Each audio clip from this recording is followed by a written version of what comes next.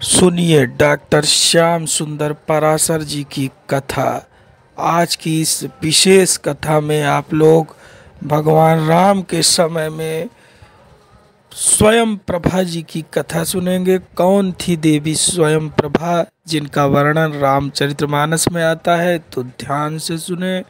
श्री राधे राधे। करऊं प्रणाम जोरी जुग पानी, करहु प्रणाम जोरी जुग पानी। राम मैं जानी, राम मैं जानी। तो जगत में ही जगन्नाथ को देखो। जब बाहर विश्व प्रपंच में विश्वनाथ का दर्शन होगा तब आपको अपने भीतर भगवान का दर्शन हो पाएगा। वो सूक्ष्म ध्यान है।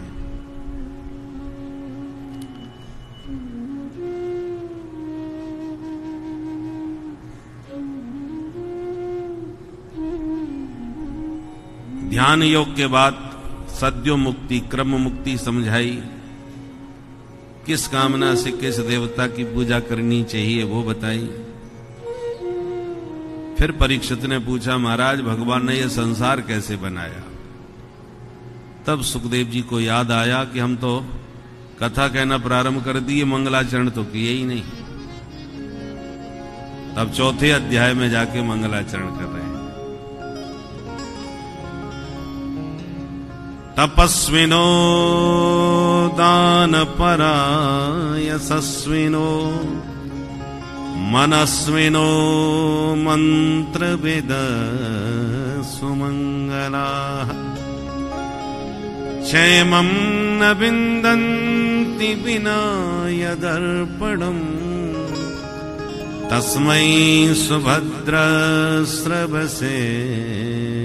नमो नमः। मंगलाचरण में भगवान सुखदेव जी कहते हैं, कोई कितना भी बड़ा तपस्वी हो, यशस्वी हो, तेजस्वी हो, परंतु सर्वगुण संपन्न होने पर भी जब तक भगवान के चरणों में आत्मसमर्पण नहीं करेगा तब तक उसका मंगल होने वाला नहीं है। तस्मै सुभद्र स्रवसे, भगवान का नाम यहां पर बार बार सुभद्र स्रवसे कहा।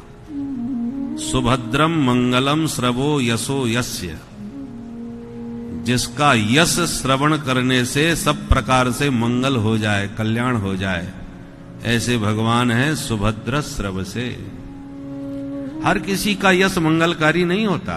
किसी राजा महाराजा का आप यश गान करो, रुपया धेला मिल जाएगा, थोड़ी तरक्की हो जाएगी, बस। मंगल तो मंगल भवन भगवान के गुणगान करने से ही होगा। मंगल भवन अमंगलहारी वही हैं। मंगलम भगवान विष्णु मंगलम गरुड़ध्वज। मंगल मूर्ति तो भगवान है, इसलिए उनका यश गान करने से और उनका यश श्रवण करने से जीव का सब प्रकार से मंगल हो जाता है।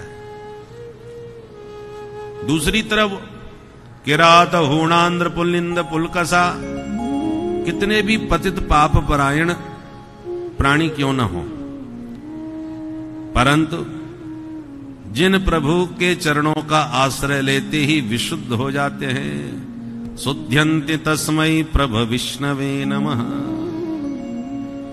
कुछ पतित प्राणियों के नाम लिए और उसके बाद में बोली ये ने च पापा, केवल इतने ही नहीं, अन्य च ये पापा, ये जितने भी और पापा हैं। पापा का मतलब समझ गए? जो महापापी होता है उसको पापा बोलते हैं। बोलो राधे राधे राधे। बुरा न मानो होली है, हैं? भागवत में भी पापा का यही अर्थ किया गया है, भगवत गीता में भी पापा का यही अर्थ है, हिंदी में रामचरितमानस में भी पापा का यही अर्थ है। मानस पुण्य होय नहीं पापा। तो हमारे हिंदी साहित्य और संस्कृत साहित्य में प्रायः पापा का सबने एक ही अर्थ किया है, और हम लोगों ने ये पापा शब्द कहां से पकड़ लिया भगवान जाने। हमारे यहां तो पिताश्री कहा जाता था, पिताजी कहा जाता था, और पिताजी और पिताश्री ना कहो तो बाबूजी बोल देते थे। ये पापा शब्द तो बाद में जोड़ा है, अंधानुकरण करते हुए। इसलिए शब्द के अर्थ को समझ के रखना चाहिए, किसका क्या मतलब है, नहीं तो अनजाने में अर्थ का अनर्थ भी हो जाता है। तो सुखदेव जी कह रहे एने च पापा यदुपाश्रयाश्रया शुद्ध्यन्ति तस्मै प्रभ विष्णवे नमः। अर्थात बड़े से बड़े पापी भी जिन प्रभु के चरणों का आश्रय लेने से शुद्ध हो जाते हैं, ऐसे प्रभु के चरणों में हम बारंबार प्रणाम करते हैं। सुखदेव जी कहते हैं परीक्षित, जो तुम हमसे पूछ रहे हो कि भगवान ने संसार कैसे बनाया, एक बार नारद जी ने अपने पूज्य पिताजी से भी पूछा था। नारद जी जब अपने पिताजी से मिलने गए तो ब्रह्मा जी ध्यान मग्न बैठे थे। जब नेत्र खोले तो पूछा, पिताजी आप किसका ध्यान कर रहे थे? सारे संसार को तो आप ही बनाते हैं ना, तो आप किसका ध्यान लगाते हैं? तब ब्रह्मा जी ने कहा, सुनो बेटा,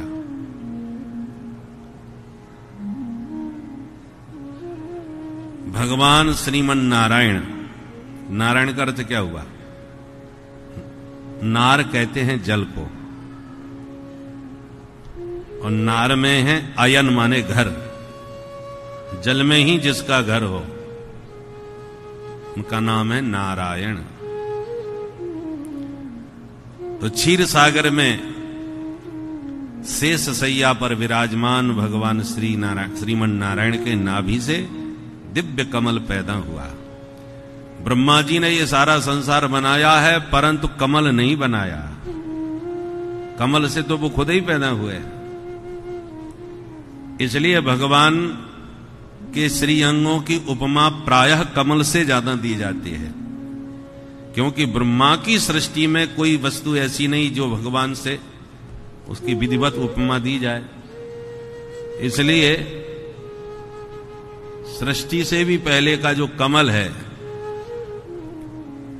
तो कमलाकांत भगवान है। कमला नाम लक्ष्मी का है, जो कमल से ही पैदा हुई लक्ष्मी भी। तो कमलाकांत के श्री अंगों की उपमा प्रायः कमल से। नव कंजलोचन कंज मुख कर कंज पद कंजारुणम मम हृदय कंज निवास कुरु।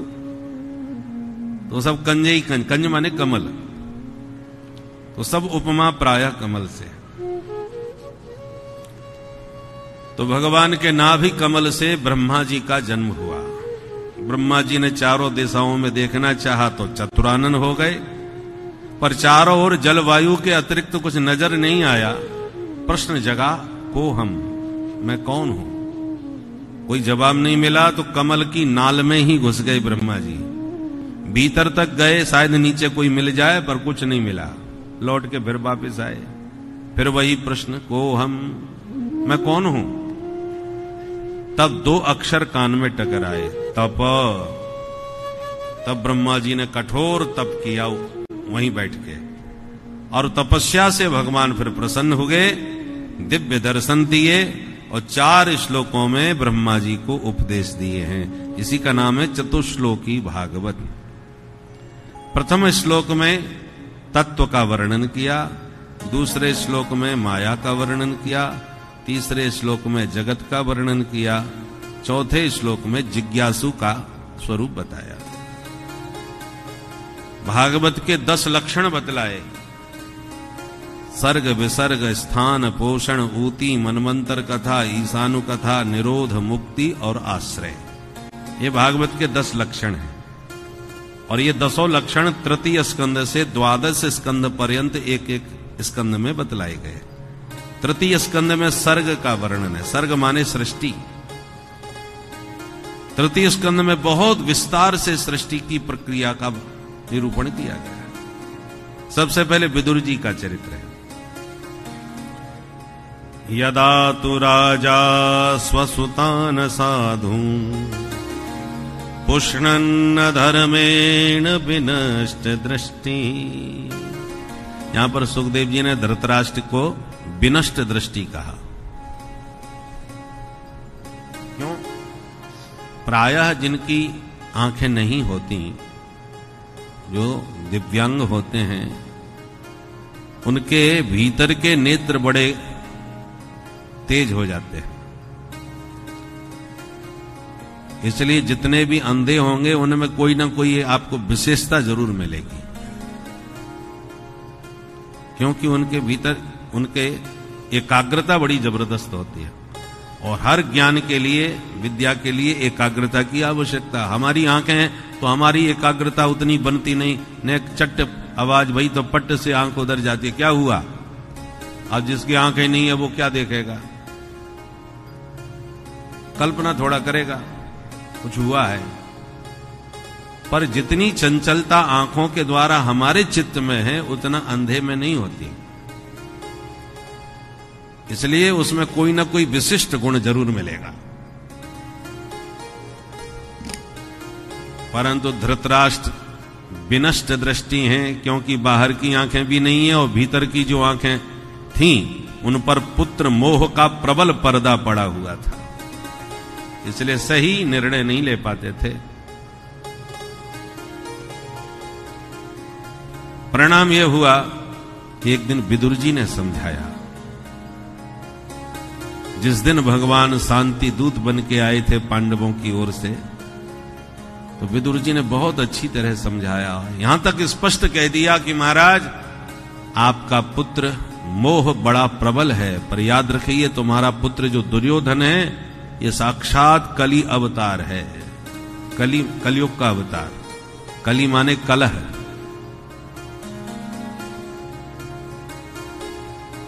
और एक बात बताएं महाराज, एक के त्यागने से अनेकों का हित होता हो तो उस एक को त्याग देना चाहिए। शरीर हमें कितना प्यारा लगता है अपना शरीर, हर अंग हमको प्यारा है, पर शरीर के किसी भी अंग में यदि घातक रोग हो जाए और उस रोग से पूरे शरीर को हानि होने की आशंका हो तो हम उस अंगों को कटवा देते हैं। हाथ हो, पैर हो, आंख हो, कुछ भी हो। क्योंकि छिंद्यात तदंगम यदुदात्मनोहितम शेषम सुखम जीवत यद विवर्जनात्। से शरीर तो सुखी रहे। उसी प्रकार एक व्यक्ति के त्यागने से परिवार सुखी हो, एक परिवार के त्यागने से समाज सुखी हो, तो त्याग देना चाहिए।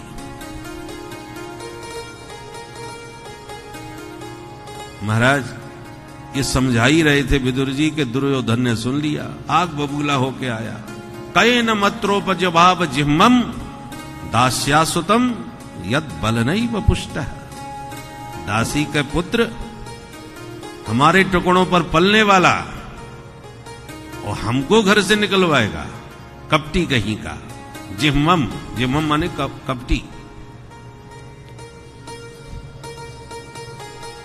बहुत भला बुरा बोला। और धृतराष्ट्र मौन बैठे रहे। अरे अंधे हो तो कम से कम बहरे तो नहीं हो। सुनाई तो पड़ रहा था कि मेरा बेटा क्या बोल रहा है और किससे बोल रहा है। फिर भी धृतराष्ट्र बहरे बन गए। तब विदुर जी समझ गए, जब राजा देश का अंधा और बहरा हो जाए तब वो राष्ट्र कभी सुरक्षित नहीं हो सकता। पुत्र मोह में राजा पागल होकर के राष्ट्र को दाव पर लगा दे कि राष्ट्र का जो होवे सो होवे, पर मेरा पुत्र ही पीएम बने, चाहे कुछ भी हो जाए। इस प्रकार के जब मोहवश दुराग्रह होते हैं राजा के, तभी देश का कबाड़ा होता है। और धृतराष्ट्र पुत्र मोह में पागल थे, विदुर जी ने जान लिया। तो अंत में निर्णय लिया कि दुर्योधन तुम हमको क्या निकालोगे, हम ही तुम्हें छोड़ के जा रहे हैं। स्वयं धनुर्द्वार निधाय मायाम गतव्यथो या दुर्मानयान सनिर्गतः कौरव पुण्य लब्धो गजा भया तीर्थ पद पदानी। सुखदेव जी कहते हैं ये विदुर जी नहीं निकले तो सनिर्गतः कौरव पुण्य लब्धः, मानो समस्त कौरवों का पुण्य ही आज उनका परित्याग करके जा रहा है। एक पुण्यात्मा के बल पर बहुतों की रक्षा हो सकती है। कोई नौका पलटने वाली हो पर कोई बहुत बड़ा पुण्यात्मा उसमें बैठा हो तो उसकी वजह से हो सकता है वो बच जाए, नौका न पलटे, यात्री सब बच जाएं एक पुण्यात्मा के पुण्य बल से। और एक बहुत बड़ा महापापी बैठा हो तो संग वालों को भी ले डूबे। कोई बहुत बड़ा आतंकवादी जहां जाके बैठ जाए और उस पर अचानक अटैक हो गए तो संगी साथी भी तो लुढ़केंगे दो चार। इसलिए हमेशा साधु पुरुषों का संग करना चाहिए, दुष्ट दुरात्माओं का कदापि नहीं तो उसका पाप तुम्हें भी ले डूबेगा। बोलो राधे राधे। उद्धव जी से भेंट हुई तो समाचार पूछा कि क्या हालचाल है। तब उद्धव जी बोले तुम्हें पता ही नहीं है, महाभारत संपन्न हो गया, कौरव मारे गए, पांडव विजयी हो गए और द्वारकानाथ भी अपने यदुवंश का संहार करा के परम धाम अपने स्वधाम गमन कर गए। सुन करके हक्के बक्के विदुर जी रह गए। इतना सब हो गया मुझे पता ही नहीं चल पाया। और उद्धव तुम कहां जा रहे हो? उद्धव जी बोले प्रभु की हमें आज्ञा हुई है कि तुम बद्रीनाथ चले जाओ। मैं बद्रीनाथ की तरफ जा रहा था। भैया प्रभु ने तुम्हें क्या उपदेश दिया, थोड़ा हमको भी सुनाओ। उद्धव जी बोले हम तो सुनाने की हालत में नहीं है और उपाय बताते हैं। मेरे साथ मैत्रेय मुनि भी बैठ के सुन रहे थे। तुम्हें यदि सुनने का मन है तो मैत्रेय मुनि के पास जाओ। अच्छा कहां मिलेंगे? बोले हरिद्वार में गंगा किनारे मिलेंगे। बस विदुर जी तुरंत हरिद्वार पहुंचे और हरिद्वार में उन्हें मैत्रेय मुनि से भेंट हो गई। यहीं से विदुर मैत्रेय संवाद 2 स्कंधों में चला। तृतीय चतुर्थ। विदुर जी ने प्रश्न किया सुखाय कर्माणि करोति लोको न तई सुखम वान्यदुपारवम। महाराज प्रत्येक प्राणी सुखी होने के लिए दिन रात काम कर रहा है। हम नौकरी कर रहे हैं, व्यापार कर रहे हैं, काहे के लिए? कि हम सुखी हो जाएं, खूब धन कमाएं, पैसा आ जाएगा, सुखी हो जाएंगे। मकान किस लिए बनवाया? कि सुखपूर्वक रहेंगे। आपके जितने भी उद्यम हैं, पुरुषार्थ हैं, वो सब सुख के लिए हैं। सुख की जीव मात्र को अभिलाषा है। हर प्राणी सुखी होना चाहता है। सुख को इतना क्यों पसंद करता है, क्यों चाहता है? क्योंकि सुख निधान का अंश है। भगवान कौन है? जो आनंद सिंधु सुख राशि, जो आनंद सिंधु सुख राशि, करते त्रैलोक सुपासी, करते त्रैलोक सुपासी। सो सुख धाम राम अस नामा, सो सुख धाम राम यस नामा। अखिल लोक दायक विश्राम, अखिल लोक दायक विश्राम। अखिल लोक दायक विश्राम। अखिल लोक दायक, लोक दायक, लोक दायक विश्राम। विश्राम करो या आराम करो, कितना आनंद मिलता है। परंतु दोनों में राम छुपे हैं। चाहे विश्राम कहो चाहे आराम कहो, दोनों में राम है और राम में ही आनंद है।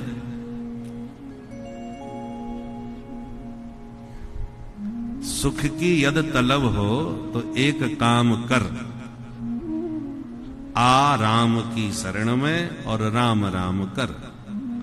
आराम की तलब है, आराम की तलब है तो एक काम कर, आराम की शरण में और राम राम कर। तो राम बिना आराम कहां? इसलिए हम सबको विश्राम चाहिए, आराम चाहिए, और वो राम जी के बिना मिलता नहीं। आपको सुख चाहिए, आनंद चाहिए, तो भगवान सुख निधान है, आनंद सिंधु हैं, और हम आनंद सिंधु की बिंदु हैं। सिंधु से ही जल निकाला, उस सिंधु की हम सब बिंदु हैं। अंश हमेशा अंशी की ओर आकृष्ट होता है, नियम है। जो जिसका अंश है वो अपने अंशी की तरफ आकर्षित होगा। जैसे पृथ्वी से कोई भी पार्थिव वस्तु उठाओ जो पृथ्वी का अंश हो, मिट्टी हो, पत्थर हो, लकड़ी हो, जो भी पृथ्वी का अंश है, चाहे जितनी ताकत से फेंको, लौट के वो पृथ्वी में ही आएगा। जो भी पार्थिव होगा, पृथ्वी का अंश होगा, वो पृथ्वी की तरफ ही आएगा। जल कहीं भी आप डालो, अंत में वह जल सिमट सिमट करके सागर की तरफ ही पहुंचेगा। जल बरसता है, गिरता है यत्र तत्र, तो सरिता में जाता है, सरिता सागर की तरफ जाती है। अंत में जल मिलता सागर में ही है, क्योंकि सागर का ही अंश। सागर से मेघों ने पानी खींचा, जगह जगह पर बरसाया, अंत में सिमट के पानी सागर में गया। अग्नि कहीं भी जलाओ, लौ उसकी ऊपर की तरफ होगी, क्योंकि उसका अंशी सूर्य ऊपर बैठा है। इसलिए अग्नि की लौ आप लकड़ी के आगे जलाओ और फिर उसमें लौ निकलेगी, ऊपर की तरफ जाएगी। उसे नीचे करने की कोशिश करोगे, आगे लकड़ी जल रही हो, उसे नीचे कर दो कि लौ नीचे की तरफ हो जाए, नहीं होगी, वो ऊपर की तरफ ही आएगी, क्योंकि उसका अंशी ऊपर बैठा है। उसी प्रकार हम ईश्वर के अंश हैं, ईश्वर हमारे अंशी हैं, पर ईश्वर का स्वरूप क्या है? आनंद स्वरूप ईश्वर है। आनंदम ब्रह्म, भगवान सुख स्वरूप है, आनंद स्वरूप है। इसलिए हर व्यक्ति को सुख चाहिए, हर व्यक्ति को आनंद चाहिए, आनंद की खोज में लगा है। और संसार में जहां भी उसे आनंद दिखाई पड़ता है, वो वहीं उसको लेने का प्रयास करता है। किसी ने कहा रसगुल्ला में बड़ा आनंद आता है, तो हम भी रसगुल्ला खाने लगे। एक खाया, आनंद तो आया, दूसरा खाया, तीसरा खाया, चौथा खाया, फिर तो महाराज हाथ जोड़ करके बोले, भाई अब तो सामने से हटा लो, अब तो देखने से भी हमारा मन खराब हो रहा है। तो इसका मतलब ये डुप्लीकेट आनंद निकला, असली आनंद नहीं है। असली आनंद होता तो उससे वैराग्य न होता। तो जिसका सेवन करके उससे घृणा हो जाए, वो असली आनंद नहीं हो सकता। और संसार के किसी भी सुख का आप अनुभव करके देखें, उसका आनंद जो पहले आपको लगता है, सुनने में जो लगता है, वो हमेशा वो आनंद ज्यों का त्यों बना रहेगा, इसकी कोई गारंटी नहीं है। इसलिए शास्त्रों में संसार के सुख की उपमा खुजली से दी जाती है। खुजली एक तरह से बीमारी है, रोग है, परंतु खुजलाने में आपको आनंद आता है। और यदि आप उस आनंद को जाना पाने के लिए जोर से खुजला दिए और बहुत देर तक खुजला दिए, तो वही समस्या बन जाता है। कान पकड़ लेते हैं, भगवान आज के बाद जितनी जोर से नहीं खुजलाऊंगा, मुश्किल पड़ गया, जलन मच रही। तो भैया जो ये बीमारी है जिसे हम आनंद समझते हैं, खुजलाने में आनंद आ रहा था, ये बीमारी का आनंद था, जिसे आप असली आनंद समझ बैठे, बाद में परिणाम समझ में आया। उसी प्रकार संसार के पूरे समस्त सुखों का यही परिणाम है। इसलिए इसको असली नहीं कहा, यह डुप्लीकेट आनंद है, नकली। इसलिए संसार को दुख रूप गीता में भगवान ने कहा, दुखालयम अशाश्वतम, अशाश्वत है इसलिए दुख का घर है। गर्मियों का मौसम आया, आम आए बाजार में, एक सेठ जी के घर के बाहर ही मार्केट थी फलों की, तो बेटे नन्ना साहब बच्चा था, चूंकि घर के सामने ही दुकान थी, तो उसने कहा कि बेटा ये रुपया लो और बढ़िया वाले आम लेकर के आओ। अभी पूरी तरह सीजन आम का ठीक से नहीं आ पाया था, तो कच्चे पक्के हरे पीले सब प्रकार के आम थे। वो देखने लगा, अच्छे वाले आम मांगे हैं पिताजी ने, तो वो देखने लगा तो एक दुकान पर खूब पीले पीले बड़े सुंदर सुंदर आम दिखाई पड़े, बोले ये अच्छे लग रहे हैं। उसने कहा भैया आम दे दो हमको, तो उसने आम दे दिए। पिताजी ले आया, पिताजी ने कहा बेटा तो ठंडे पानी की बाल्टी में डाल दो, जब खूब ठंडे हो जाएंगे तब हम चूसेंगे। तो उसने डाल दिया पानी में। थोड़ी देर बाद घूम फिर के जब सेठ जी घर पहुंचे, बेटा अब निकालो वो आम का, तो बाल्टी में देखा तो मिट्टी पड़ी है, आम तो एक भी नहीं। अरे ये कैसे आम लाया भाई? उसने कहा चलो सामने वाली दुकान पर ले जाकर देखो, इसने आम दिए थे। सेठ जी बड़े नाराज, क्यों भाई, बच्चे को तुमने मूर्ख बना लिया, कैसे आम पकड़ाया, कोई मतलब का ही नहीं निकला। दुकानदार हंसता हुआ बोला, सेठ जी नाराज बाद में होइए, पहले दुकान का बोर्ड तो पढ़िए, बड़े बड़े अक्षरों में लिख रखा है नकली फलों की दुकान। तो मेरे यहां सारे नकली फल हैं, ये खाने के लिए नहीं होते, सजाने के लिए होते हैं।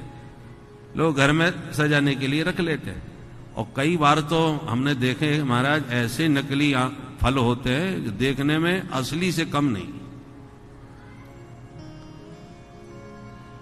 परंतु वो देखने के लिए है, खाने के लिए नहीं, उपभोग के लिए नहीं होता। ऐसे ही संसार में ये जो सुख हमें दिखाई पड़ता है ये सब नकली है, देखने के लिए ही है। जिनका विवाह नहीं हुआ वो कहते हैं हे भगवान, हे विधाता, आपने हमारे योग्य कोई स्त्री नहीं बनाई, हमारा भी विवाह हो गया होता तो कितना आनंद होता। देखो घर गृहस्थी वाले कितने आनंद में रहते हैं, पति पत्नी सब घूमते हैं, देख देख करके उसके मन में आकर्षण होता है। पर जिनका विवाह हो गया है वो कहते हैं भैया ब्रह्मचारी जी आप बड़े अच्छे हो, आगे पीछे कोई नहीं, मस्ती में घूमते हो, जहां मिल गई दो वहीं रह गए सो।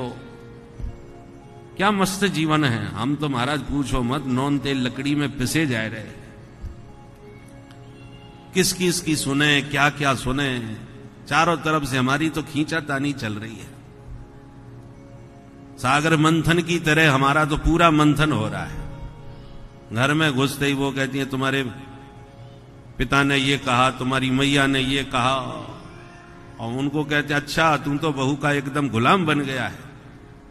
चारों तरफ से बहुत घर गृहस्थी में बड़े प्रपंच होते हैं महाराज। तो वो कह रहे हैं तुम सुखी, तुम कह रहे हो वो सुखी, सब एक दूसरे को सुखी कह रहे हैं, समझ रहे हैं, है कोई नहीं।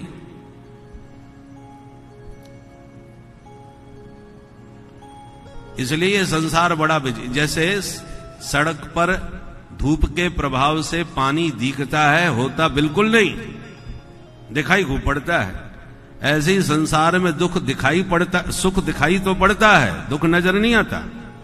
सुख ही सुख नजर आता है दूसरों में, वो तुम्हें सुखी समझ रहे हैं, तुम उन्हें सुखी समझ रहे हैं। सब नकली सुख से प्रभावित हैं, असली सुख है ही नहीं। क्योंकि असली सुख बाहर नहीं भीतर है, हम उसे बाहर खोज रहे हैं। जहां दिख रहा है वहां है नहीं, जहां नहीं दिख रहा वहीं है। एक सज्जन बड़े प्यासे थे। किसी से पूछा, भैया जी पानी कहाँ मिलेगा? उसने कहा, ये रास्ता जो जा रहा है ना सरोवर की तरफ है, आप थोड़ा आगे चलो जाओ, बहुत सुंदर सरोवर है, शुद्ध जल मिलेगा। ठीक है, वो दौड़ा बेचारा, सरोवर तो मिला, पानी भी था, पर पानी के ऊपर काई छा गई थी। पानी में कभी कभी काई लग जाती है, काई से पानी छुप जाता है। तो उसने समझा कि सरोवर तो था, परंतु गर्मी में सूख गया, सूखा पड़ा है, देख लो कहीं पानी नजर नहीं आ रहा। अब उसने काई हटा करके नहीं देखा कि भीतर पानी है, उसने तो काई को ही सूखा सरोवर समझ लिया और फिर चारों तरफ देखने लगा, अब किधर जाऊं? तो सरोवर की एक ओर मरुस्थल था, रेगिस्तान जैसा। तो जब तेज धूप लगती है तो रेगिस्तान की रेतीली भूमि में दूर से देखो तो पानी की लहरें जैसी उठती नजर आती। उसने कहा, अरे राम राम, सरोवर सूख गया, पानी तो उधर है, देखो वो लहरें उठ रही हैं पानी की। तो पानी से भरे सरोवर को छोड़ करके उस दिखते हुए नकली पानी की तरफ, मरुस्थल की तरफ दौड़ा, और बेचारा ज्यों ज्यों दौड़ता जाए पानी आगे नजर आता जाए, पकड़ में ना आवे। अंत में बेचारा प्यासा ही दौड़ते दौड़ते मर गया। यही हालत हमारे जीवन की है। असली आनंद हमारे ही भीतर प्रभु ने भर दिया है, परंतु उसको अज्ञान की काई से ढक दिया है। अब हम भीतर घुसना चाहते नहीं, उस आनंद में डूबना चाहते नहीं, क्योंकि उधर आनंद हमको नजर आता नहीं।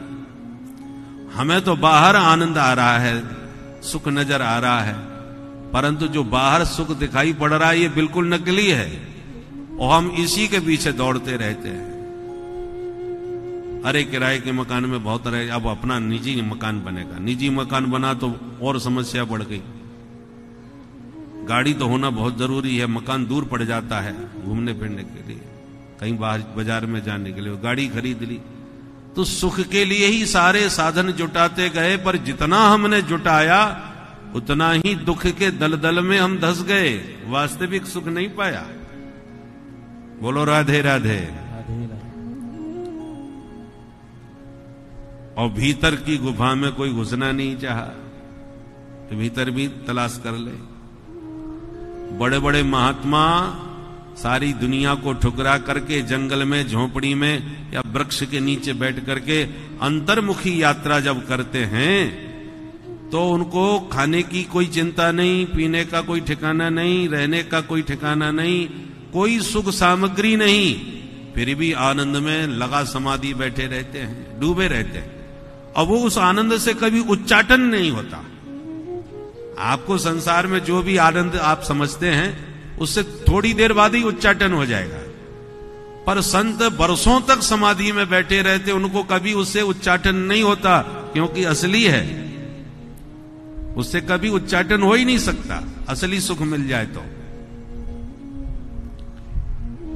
परंतु शोक सभा में यदि आज सभा किसी से कह दिया जाए, वो भैया फलाने जी आज पधार गए रात को 10 बजे, आज चलो हम लोग 2 मिनट उनके लिए श्रद्धांजलि दे दें, तो आंख बंद करके 2 मिनट के लिए भी जब लोग खड़े होते ना, तो 1 मिनट भी पूरा नहीं हो पाता, तुरंत आंख खोल के ताकने लगते हैं कि सबके नेत्र खुल गए कि अभी और आंख बंद करनी है। 2 मिनट भी शांति से आप अंतर्मुखी नहीं हो सकते, क्योंकि आंख बंद करी तो अंधेरा ही अंधेरा।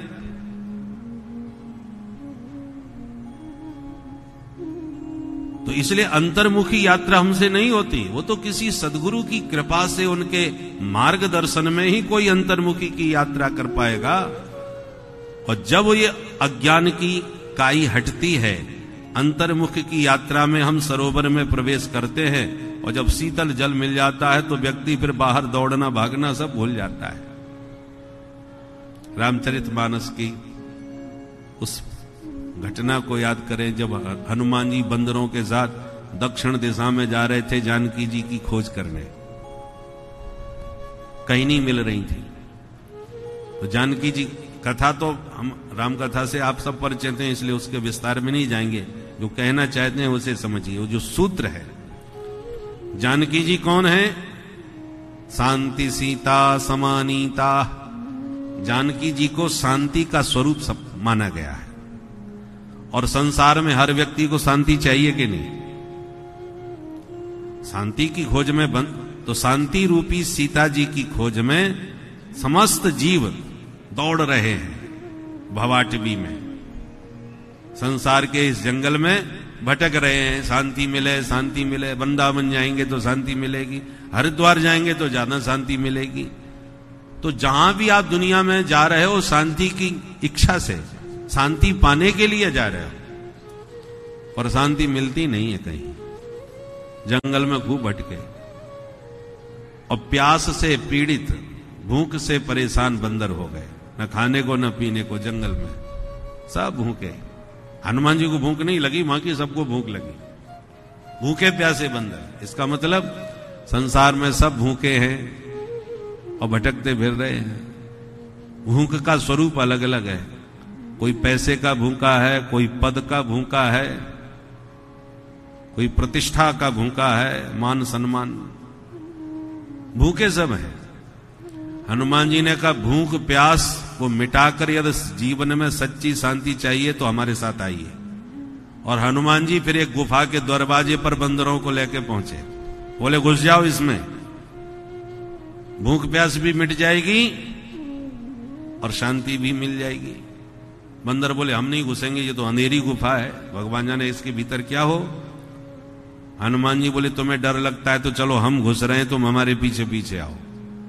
हनुमान जी आगे घुसे तो सारे बंदर उनके पीछे पीछे घुस गए। और जो भीतर प्रवेश किया, अंधकार दूर हुआ तो दिव्य प्रकाश गुफा के भीतर सबने पाया। और एक देवी जो तपो मूर्ति बैठी थी ध्यान मग्न, वो दिखाई पड़ी। सभी बंदरों ने प्रणाम किया। ये देवी कौन है भाई, इतना तेज इसमें?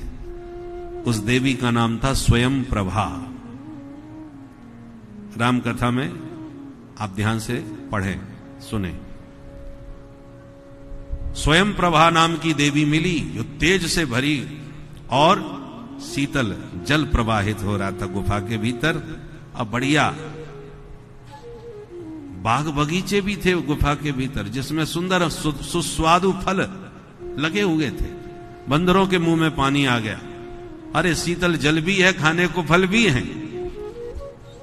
स्वयं प्रभा ने कहा मैं जानती हूं कि तुम कौन हो, प्रेम से पानी पियो, प्रेम से फलाहार करो, और तुम जिन जानकी जी की खोज में निकले हो उनका रास्ता मैं तुम्हें बताऊंगी। और जब खा पी करके मस्त हो गए तब स्वयं प्रभा ने कहा आंख बंद करो, मैं तुम्हें पहुंचाऊंगी। आंख बंद करते ही सारे बंदर अपने आप को समुद्र के किनारे बैठे पाए। ये तो कथा है। अब संकेत क्या है? संसार में सब भूखे हैं, प्यासे हैं और शांति की खोज में भटक रहे हैं, परंतु जय जय जय जय जय हनुमान गोसाई कृपा करहु गुरुदेव की नाही। हनुमान जी सदगुरु के रूप में मिले हुए हैं। उनके मार्गदर्शन में बंदर चल रहे हैं, गुफा में घुसना नहीं चाह रहे। हनुमान जी कहते हैं इसी में घुसो तभी भूख प्यास मिटेगी तुम्हारी। और वो गुफा कौन सी है? अंतर्मुखता की गुफा। सदगुरु यही कहते हैं बाहर मत भटको, अपने भीतर घुसो, असली आनंद आपको वहीं मिलेगा। और हम आंख बंद करते ही अंधकार के अलावा कुछ देखते नहीं है तो घबरा जाते हैं कि कहां घुसे महाराज। हनुमान जी बोले हम चलते, हमारे पीछे आओ। उसी प्रकार सदगुरु बताते हैं ध्यान कैसे लगाना चाहिए, अंतर्मुखता की यात्रा कैसे करनी चाहिए। सदगुरु बताएंगे तब उनके अनुसार आप चलोगे, तब भीतर प्रवेश कर सकोगे। मनमुखी ढंग से नहीं, गुरुमुखी होकर के अंतर्मुखता की यात्रा ठीक से होती है। और जब भीतर प्रवेश किया तब क्या हुआ? स्वयं प्रभा का दर्शन। स्वयं प्रभा का अर्थ क्या हुआ? स्वयं की प्रभा, स्वयं का आनंद, स्वयं का प्रकाश। हम स्वयं आनंद स्वरूप हैं क्योंकि आनंद के अंश हैं। स्वयं आनंद स्वरूप हैं, सुख स्वरूप है क्योंकि सुख के ही अंश हैं। तो अपने भीतर का जो आनंद है वो भीतर जाके ही तो प्राप्त होगा। तो स्वयं प्रभा का दर्शन हुआ, प्रकाश भी मिला, अंधेरा भी हटा, पानी भी पीने को मिला, फल भी खाने को मिले और तृप्त हो गए बंदर, भूख प्यास सब मिट गई। उसी प्रकार व्यक्ति जो त्रसातुर होकर के बाहर भटकता फिर रहा है, परंतु जिस दिन अंतर्मुख की यात्रा करेगा उसके जीवन की सारी इच्छाएं, कामनाएं, वासनाएं सब समाप्त हो जाएंगी और जीवन में पूर्ण तृप्ति का अनुभव अंतर्मुखता की यात्रा से होता है। और फिर जानकी जी की प्राप्ति का मार्ग भी स्वयं प्रभा ने बता दिया। इसका मतलब क्या हुआ? भीतर की यात्रा से ही शांति भी मिलेगी, भूख भी मिटेगी, प्यास भी बुझेगी और पूरी तृप्ति का, सुख का, आनंद का अनुभव होगा। राम जी आनंद स्वरूप हैं, जानकी जी शांति का स्वरूप हैं। और हर व्यक्ति को सुख शांति दोनों ही चाहिए। सुख निधान भगवान, शांति स्वरूपा जानकी। तो भले ही आप राम जानकी न कहो तो सुख शांति कहो, बात एक ही है। सुख शांति कहो या सीताराम कहो। ऐसा कौन है जो ये कहे कि हमको शांति नहीं चाहिए? ऐसा कौन है जो ये कह सके कि मुझे आनंद नहीं चाहिए? हर प्राणी को आनंद और सुख दोनों चाहिए, शांति भी चाहिए और सुख भी चाहिए। और उन दोनों के स्वरूप सीताराम जी हैं जो हमारे भीतर ही हैं। और जब तक भीतर की यात्रा नहीं होगी तब तक जीवन में सुख शांति अर्थात सीताराम जी की प्राप्ति नहीं हो सकती। बोलो जय सिया राम। तो विदुर जी महाराज के प्रश्न पर मैत्रेय मुनि ने बहुत विस्तार से उन्हें समझाते हुए और सृष्टि प्रक्रिया बतलाई। और सृष्टि प्रक्रिया में बतलाया जब भगवान नारायण के नाभि कमल से ब्रह्मा जी प्रकट होकर तपस्या किए, भगवान ने उन्हें उपदेश दिया, तब ब्रह्मा जी ने सृष्टि किया। तो सृष्टि में सबसे पहले ब्रह्मा जी ने सनक, सनंदन, सनातन, सनत कुमार 4 ऋषि प्रकट किए। चारों से कहा तुम भी सृष्टि करो, चारों ने मना कर दी, हम चक्कर में नहीं पड़ेंगे। ब्रह्मा जी को क्रोध आ गया, तो ब्रह्मा जी का क्रोध ही उनकी भ्रकुटी से, क्रोध का स्थान भ्रकुटी है। व्यक्ति क्रोधी होता है ना तो बोले मेरी भ्रकुटी चढ़ गई, कहते हैं ना, भौं टेढ़ी हो गई, ये क्रोध का संकेत है। तो ब्रह्मा जी को जब क्रोध आया तो उनका क्रोध ही भ्रकुटी के द्वारा एक बालक के रूप में मूर्तिमंत प्रकट हो गया और बड़ी जोर से रोने लगा। एक ही बात कहे, मुझे नाम दो, मुझे काम दो, नामानि कुरु मे धाता। ब्रह्मा जी बोले भाई तुम रोते बहुत हो, इसलिए मैं तुम्हारा नाम रखता हूं रुद्र। वे ही रुद्र भगवान शंकर हैं। बोल शंकर भगवान की जय। और काम बोले इस समय हमको एक ही काम सूझ रहा है कि हम सृष्टि का विस्तार कैसे करें। तुम हमारा एक काम करोगे? बोले बिल्कुल करेंगे। तो जरा तुम सृष्टि करके दिखाओ। तो भोले बाबा ने भूत प्रेत डांकनी पिशाचनी तमाम पैदा कर डाली। ब्रह्मा जी बोले बस बस बेटा हो गई सृष्टि, इतनी खतरनाक सृष्टि हमको नहीं अपेक्षित है, तुम शांति से बैठो, हम अपने ढंग से कर लेंगे। बोले बाबा अपने भजन में मस्त। ब्रह्मा जी फिर परेशान। पहले बेटों ने तो मना कर दिया, दूसरे ने कुछ किया तो उल्टा सीधा कर दिया। अब मैं क्या करूं? तो अब की बार संकल्प बल से उन्होंने 10 ऋषियों को प्रकट किया। मरीचि, अत्रि, अंगिरा, पुलस्त, पुलह, क्रतु, भृगु, वशिष्ठ, दक्ष और देवर्षि नारद। वाणी से सरस्वती, छाया से करदम ऋषि। ये सब संकल्प के द्वारा ब्रह्मा जी ने प्रकट किए। और सृष्टि का विस्तार कैसे हो, ये ब्रह्मा जी के सामने समस्या थी। तब ब्रह्मा जी ने वामांग से एक कन्या और दक्षिणांग से पुरुष को जन्म दिया। उनका नाम हुआ मनु शतरूपा। ब्रह्मा जी बोले तुम दोनों मिलकर के अब मैथुन सृष्टि का विस्तार करो। तो स्त्री पुरुष के संयोग से जो सृष्टि का शुभारंभ हुआ वो मनु शतरूपा से हुआ। इसलिए हम जितने बैठे हैं सब मनु की संतान हैं, इसलिए हमको मानव कहा जाता है, मनुष्य कहा जाता है, क्योंकि हम मनु के द्वारा ही जन्मे हैं। और इसलिए आजकल जो मनु महाराज को गाली देते हैं कि ये मनुवादी हैं, मनुस्मृति में ऐसा लिखा है, अरे भाई, आज यदि आप मनु महाराज को गाली देते हो तो तुम अपने पूर्वजों को ही गाली दे रहे हो अनजाने में, क्योंकि तुम भी तो मानव ही हो भाई। हाँ, यदि मनु को अपना पूर्वज नहीं मानते तो तुम मानव कहलाने के भी अधिकारी नहीं। यदि आप मानव नहीं तो आप अपने आप को क्या मानोगे? इसलिए हम सबके पूर्वज हैं महाराज मनु। अंततो गत्वा एक दिन मनु महाराज ने ब्रह्मा जी से निवेदन किया कि भगवान, एक बहुत बड़ी समस्या आ गई। क्या हुआ? बोले, एक बड़ा भयंकर दैत्य हिरण्याक्ष है जो धरती का ही हरण कर लिया। अब जब तक धरती सुरक्षित नहीं होगी तब तक सृष्टि कैसे टिकेगी? तब ब्रह्मा जी को समस्या आ गई और ब्रह्मा जी ने हरि का ध्यान किया। हे प्रभु, इस समस्या का हल करो। प्रभु से प्रार्थना करी तो ब्रह्मा जी को ध्यान करती जोड़ की छींक आई, और जैसी वो छींके तो उनकी नासिका रंध्र से भगवान वराह बन के प्रकट हो गए। बोल वराह भगवान की जय। वराह भगवान ने हिरण्याक्ष का वध किया और पृथ्वी का उद्धार हुआ। विदुर जी बोले, मैत्रेय जी महाराज, ये हिरण्याक्ष कौन था? मैत्रेय जी कहते हैं, सुनो विदुर जी, एक बार सूर्यास्त का समय हो रहा था और कश्यप मुनि संध्या वंदन कर रहे थे। इतने में उनकी पत्नी, जिसका नाम था दिति, जो दैत्यों की माता है, दिति ने अपने पति से रति याचना करी। कश्यप जी महान संत थे, उन्होंने समझाया, देवी दिति, ये सूर्यास्त का समय है। सूर्यास्त के समय देवादिदेव महादेव विचरण करते हैं, घूमते हैं। जो भी सूर्यास्त के समय कोई अपराध करता है, भगवान रुद्र उस पर क्रुद्ध हो जाते हैं। और सूर्यास्त के समय 4 काम बिल्कुल नहीं करना चाहिए। आहारम मैथुनम निद्राम स्वाध्याय च विशेषतः।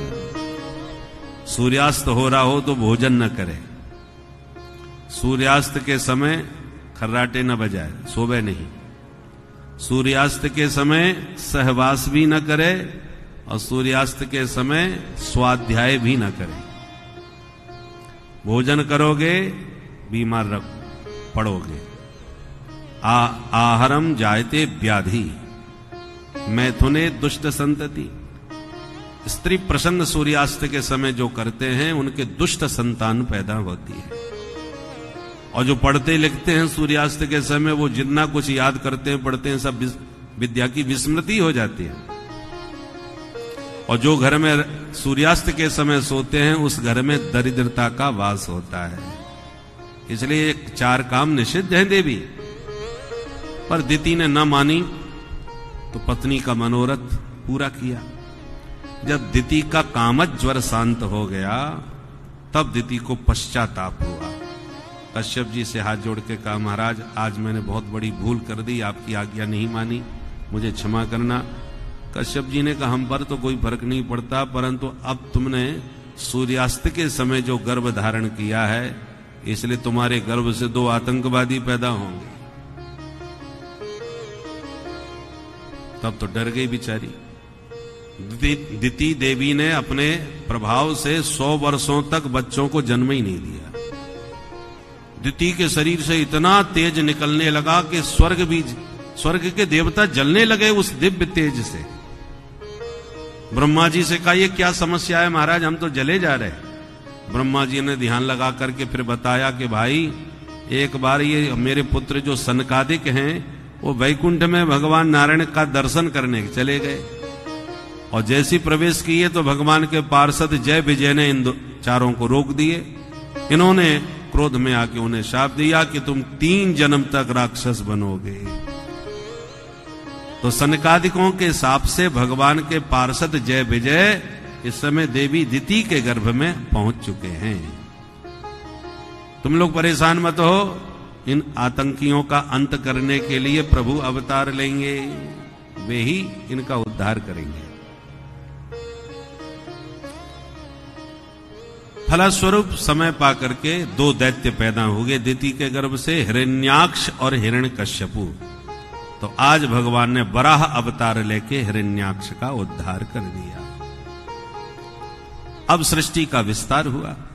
तो सबसे पहले मनु महाराज से शत्रुपाज के द्वारा 5 संतान पैदा हुई, 2 बेटा 3 बेटी। बेटाओं के नाम हैं प्रियव्रत, उत्तानपाद, और बेटियों के नाम हैं आकुति, देवहूति और प्रसूति। पहले बेटियों का वंश बताए। मझली बेटी हैं देवहूति, जिनका विवाह कर्दम ऋषि के साथ में हुआ। देवहूति के गर्भ से 9 बेटियां पैदा हुईं। अंत में साक्षात 10वें संतान के रूप में भगवान कपिल रूप में अवतार लिए। बोल कपिल भगवान की। सांख्य योग के प्रवर्तक भगवान कपिल मुनि। कपिल भगवान के दर्शनार्थ ब्रह्मा जी स्वयं पधारे, ऋषि पुत्र भी साथ में आए। जाने लगे तो करदम जी ने निवेदन किया, महाराज मेरी 9 बेटियां हैं, आपके साथ ये बेटा है, बढ़िया जोड़ा बन जाएगा यदि आप आज्ञा दें तो। ब्रह्मा जी बोले सुबह से शीघ्रम। तो नारद जी तो कहीं घूमने निकले थे, बाकी 9 ऋषि साथ में आए थे, जिनका विवाह करदम जी की 9 बेटियों के साथ हो गया। सबसे बड़ी बेटी कला देवी, जिनका विवाह मरीचि मुनि से हुआ। दूसरी बेटी अनसुईया, जिनका विवाह अत्रि मुनि से हुआ। तीसरी अरुंधति, जिनका विवाह वशिष्ठ जी से। ख्याति का विवाह भृगु जी से। शांति का विवाह अथर्वण जी से। क्रिया का विवाह क्रतु ऋषि से। हविर्भू का विवाह पुलस्त ऋषि से। ऐसे सब बेटियों का विवाह करके विदा कर दिया। करदम जी बोले देवहूति से, देवी बेटियां ससुराल गईं और बेटा तुम्हें मिल गया, जिम्मेवारी गृहस्थी की पूरी भई, अब अपने राम चलते हैं। करदम जी तपस्या करने निकल गए और ब्राह्मणों को संकेत दिया, घर में कितनी भी अनुकूलता सुख सुविधा क्यों ना हो, किंतु चतुर्थ चरण में ब्राह्मण को गृह त्याग कर देना चाहिए और ब्रह्मानंद की प्राप्ति में प्रयत्न पूरी तरह से करना चाहिए, तभी उसका ब्राह्मण शरीर सार्थक होगा। ब्राह्मणस्य ही देहोयम क्षुद्र कामाय निश्यते। ब्राह्मण का शरीर क्षुद्र विषयों का सेवन करने के लिए नहीं हुआ। कृच्छ्राय तपसे चेह प्रेत्यानंत सुखाय च। कठिनता शरीर को तपा करके और तपोबल से अंत में ब्रह्मानंद की प्राप्ति करे, तब ब्राह्मण का शरीर सार्थक सिद्ध हो गए। इसलिए करदम जी चले गए। अब घर में मैया बेटा 2 रह गए बस। एक दिन मां ने अपने पुत्र कपिल से पूछा, निर्विन्ना नितराम भूमन असत इंद्रियत सणा येन संभाव्य मानेन प्रपन्नांधम तम प्रभो।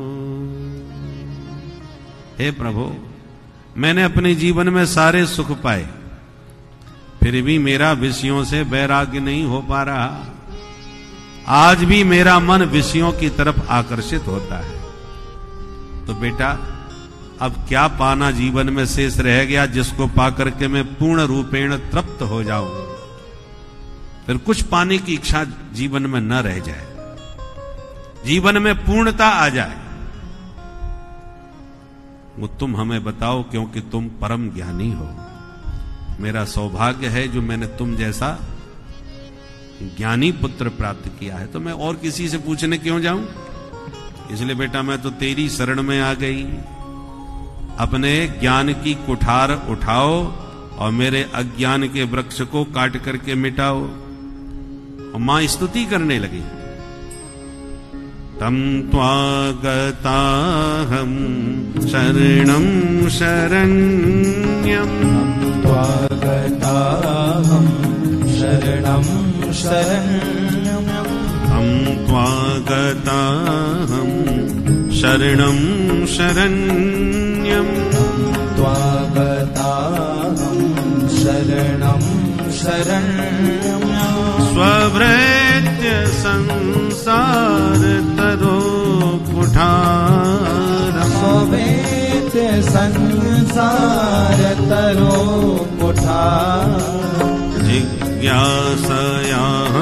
प्रकृते पुरुषस्य जिज्ञासयाहं प्रकृते पुरुषस्य नमामि सद्धर्मविदां वरिष्ठम् नमामि सद्धर्मविदां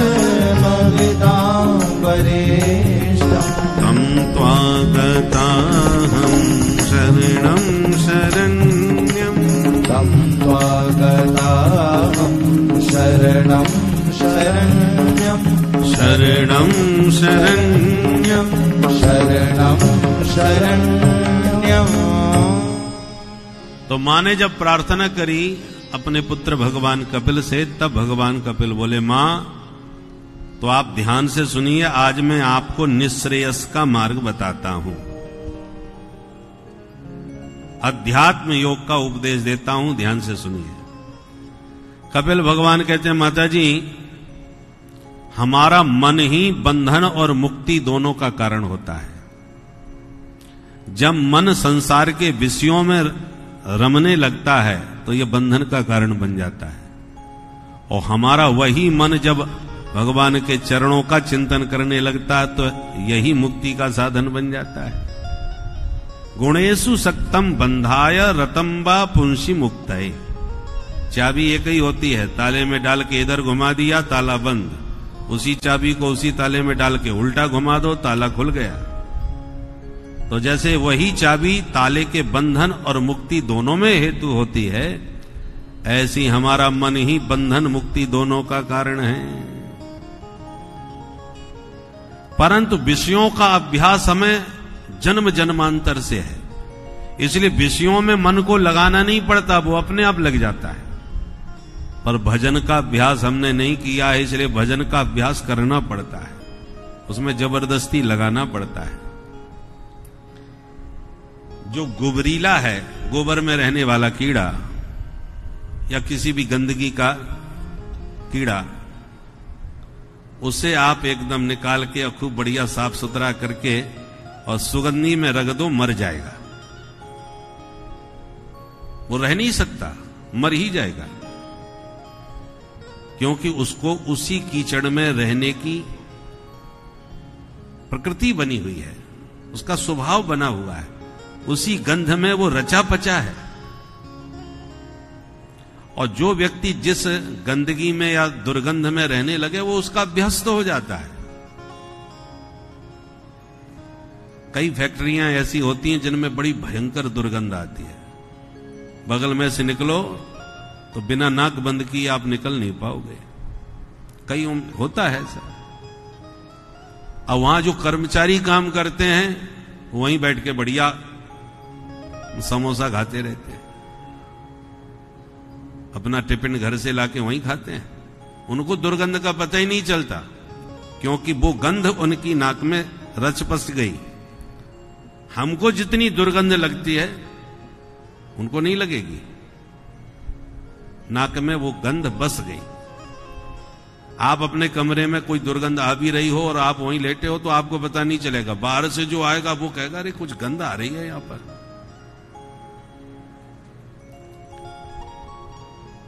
तो जो जीव जिस प्रकृति वातावरण में रहता है उसमें वो रच पच जाता है। एकदम उसे दूसरे वातावरण में लाओगे तो चक्कर में पड़ जाएगा, विशेषकर जीव जंतु। परंतु धीरे धीरे उसे बाहर निकालो, अभ्यस्त करो, फिर धीरे धीरे उसे लाओगे तो वो आ जाएगा। एकदम आपने सीधा साफ करके इधर से उधर रखा तो मर जाएगा। इसलिए हमारा मन अनेक जन्मों से विषयों का अभ्यासी है। अब इसको विषयों के रस से बाहर निकाल करके भगवान के रस में डुबाना है तो एकदम तो मन नहीं लगने वाला। चाहे जितनी माला ले लो, चाहे जितना आंख बंद कर लो, जहां आंख बंद करी कि दुनियादारी की बातें चित्त में चालू हो गई, जो बातें कभी ना सोचते होंगे वो ध्यान लगाती चालू हो जाएंगी। आप आराम से बैठे रहो तो भले ही ना सोच रहे हो, पर ध्यान लगाने के लिए बैठोगे सोई आपका मन फालतू की बातें सोचना चालू कर देता है। इसे अभ्यास नहीं है, अभी अभ्यास बनाना पड़ेगा।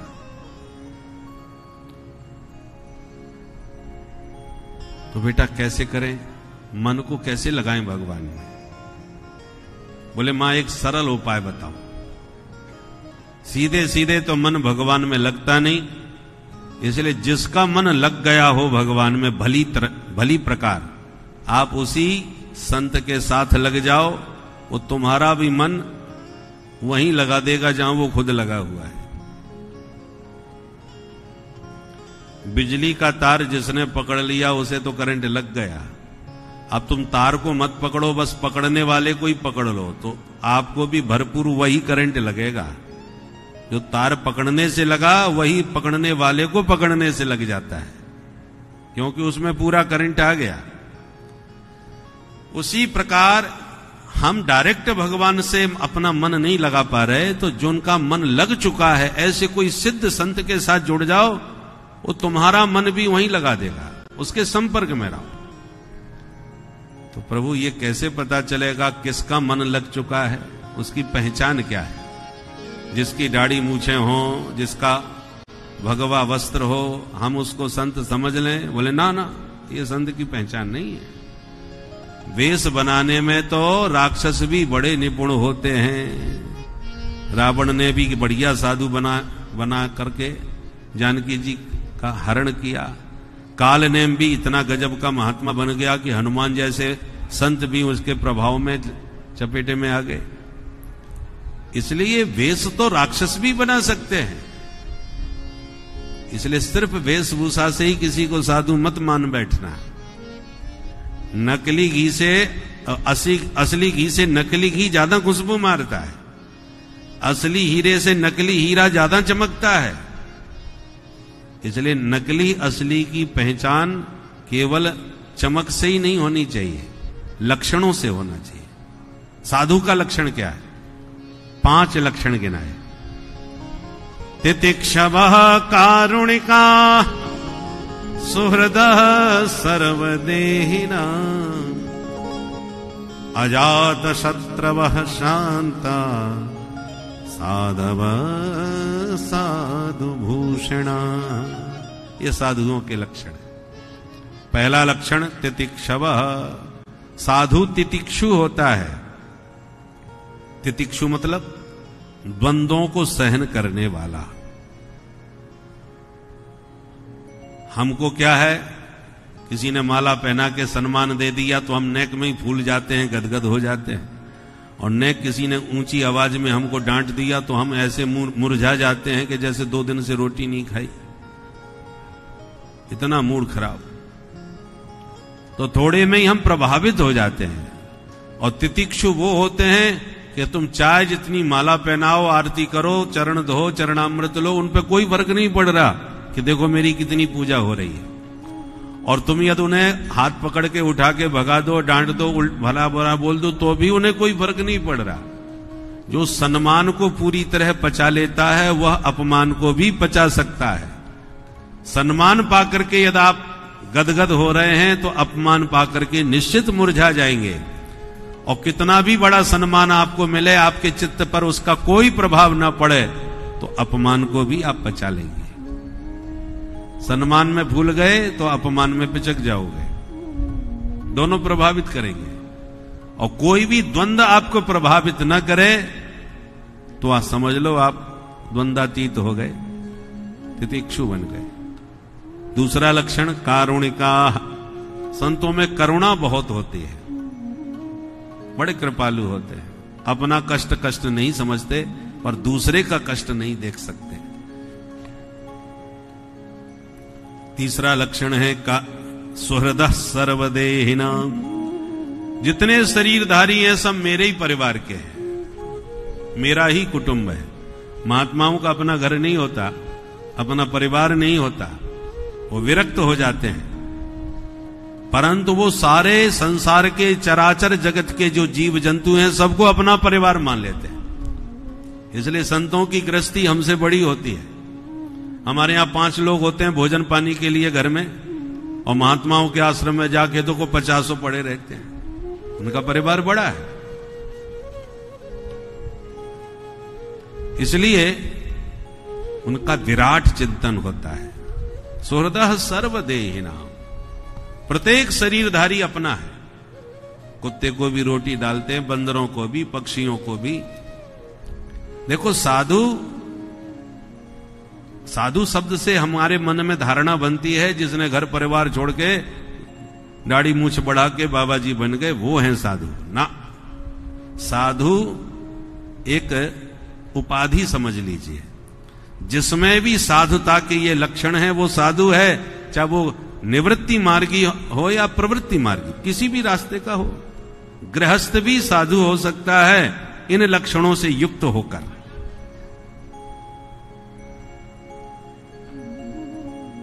चक्रवर्ती सम्राट अम्बरीश को भगवान ने साधु कहा है। राजा भला साधु कैसे होगा?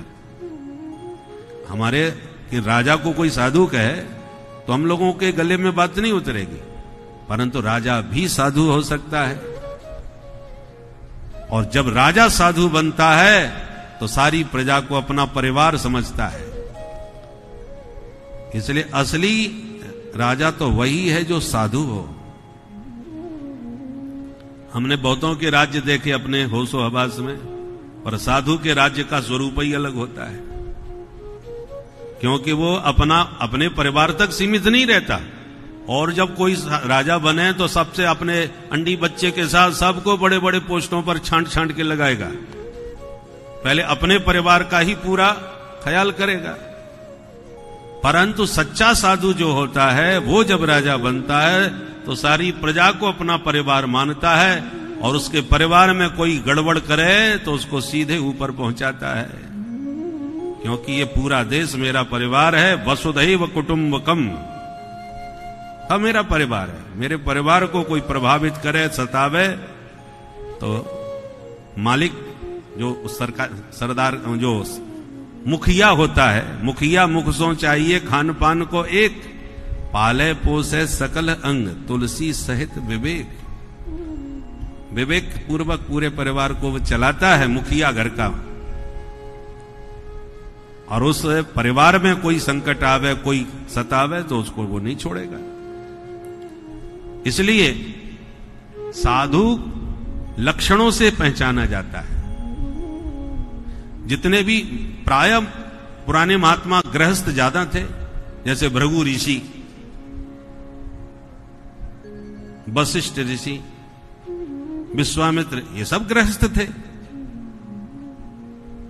2 रास्ते हैं भगवत प्राप्ति के, निवृत्ति और प्रवृत्ति। निवृत्ति माने विरक्त होकर के भगवान को पाना, और प्रवृत्ति माने गृहस्थ रह करके भगवान की ओर लग जाना।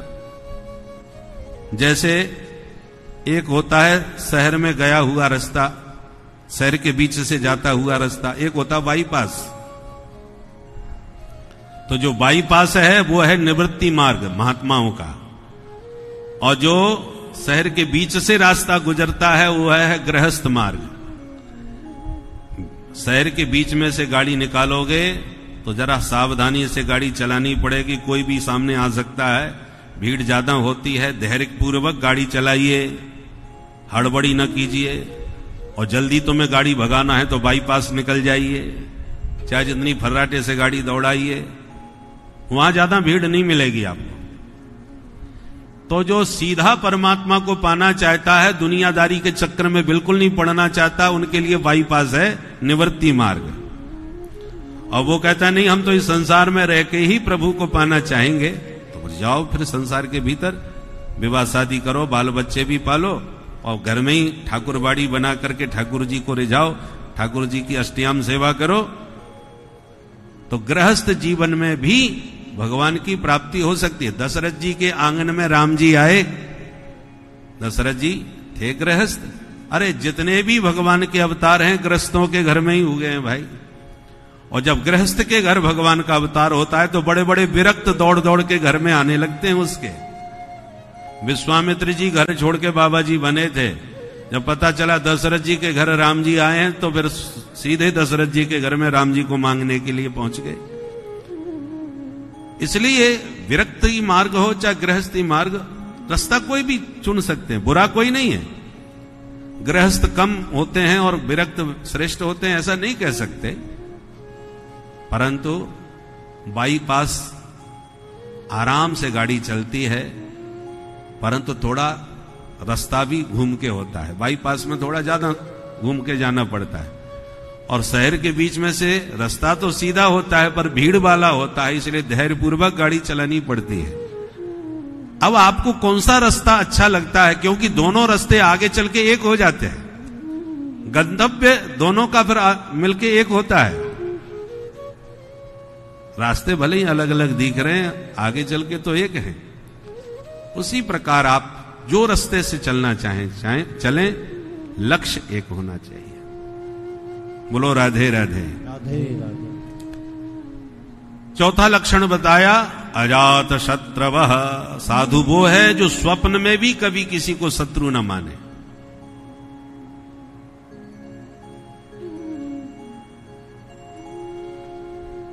देखो भाई, कई बार भोजन करते समय हमारी जीभ कट जाती है। अब आपने एकदम मुंह पकड़ लिया, भोजन छोड़ दिया, जीभ कट गई, दर्द हुआ। किसी ने पूछा क्या हुआ, बोले साहब जीभ कट गई। किसने काटी, बोले दांतों ने काट दी। अब वो व्यक्ति यदि आपको आपके दांतों के विरुद्ध भड़कावे, उकसावे और कहे भाई तुम्हारे दांत बड़े दुष्ट हैं, वो बेचारी इकलौती प्यारी सी भोली भाली सुकुमारी जिह्वा, और ये दुष्ट लोग पापी 32 चारों तरफ से घेर के तने खड़े हैं, और नेक मौका मिला नहीं कि बिचारी पर हमला किया नहीं। आप बोले साहब आप बिल्कुल ठीक कह रहे हो, ये 5 बार पहले भी जीभ कट चुकी है हमारी। अच्छा, इसका मतलब ये दुष्ट लगातार उस पर अत्याचार कर रहे हैं और तुम चुपचाप सह रहे हो। उखाड़ के फेंक दो आज इस सब दांतों को। कितना भी जोशीला भाषण आपको दिया जाए तो क्या दांतों पर क्रोध आ जाएगा आपको? और क्रोध आ जाए तो क्या आप हथौड़ा लेके दांतों को तोड़ने लगेंगे? कोई नहीं तोड़ेगा, क्योंकि इतना विवेक तो सबके पास है कि कितने भी दुष्ट सही पर दांत हैं तो हमारे। तोड़ देंगे तो जो जिह्वा के कट जाने का दर्द हो रहा है, वो दांतों के टूटने का भी दर्द हमको ही होना है, किसी और को थोड़ी होगा, क्योंकि बुरे भले जैसे भी हैं हमारे हैं। तो जो विवेक आपको इस संपूर्ण शरीर के अंगों में अपनत्व का है, संत का वही भाव समस्त संसार के जीवों में अपनत्व का होता है। इसलिए वो स्वप्न में भी कभी किसी को नहीं सता सकते। साधु से होए न कारज हानि, जिह्वाम क्वचित संदसते त्वदद्भिः तद वेदनायाम कथमाय कुप्येत। आपका एक अंग दूसरे अंग को कष्ट पहुंचा दे तो आप किस पर क्रोध करेंगे भाई? कष्ट देने वाले अंग को मारेंगे, पीटेंगे, काटेंगे नहीं, क्योंकि वो भी तुम्हारा ही अंग है। तो यह विवेक जो हमको शरीर तक सीमित है, वह विवेक संतों को संपूर्ण संसार में हो जाता है। इसलिए निज प्रभुमय देखें जगत, कहीं सन करें विरोध। जिनको सारे जगत में अपने जगन्नाथ दिखाई पड़ रहे हों, वो बैर विरोध किससे कर सकता है? ऐसा जिसका विराट चिंतन हो वो साधु है। और 5वां लक्षण है शांता। हर परिस्थिति में जो बिल्कुल शांत रहता हो वो संत है। संत के चित्त में अशांति कभी नहीं होती, और यदि अशांत होता है तो संतत्व में कमी है भी। असली संत वो है जो कभी अशांत ना हो, सदा शांत रहे। प्रलयस्यापि हुंकारई चलाचल विचाल नहीं, विक्षोभम नैव यस्यांतः स महात्मा इति कथ्यते। महात्मा किसको कहते हैं? प्रलय की हुंकार हो रही हो, समुद्र की लहरें सीमा का अतिक्रमण करके आगे बढ़ रही हो, हाहाकार सारे विश्व में हो, तब भी संत का चित्त अशांत न हो,